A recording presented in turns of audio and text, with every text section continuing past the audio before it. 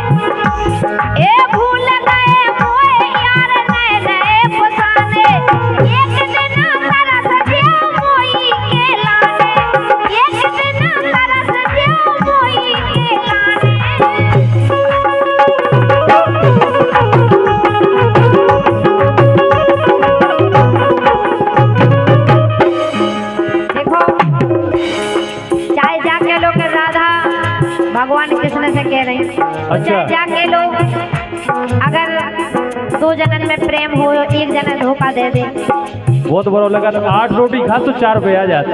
आ जाता करेंगे, आ जाता। सही में आ जाता। सच प्यार ऐसा ही हो, क्योंकि कहा जाता है कि तोड़ने के लिए वादा किया नहीं जाता।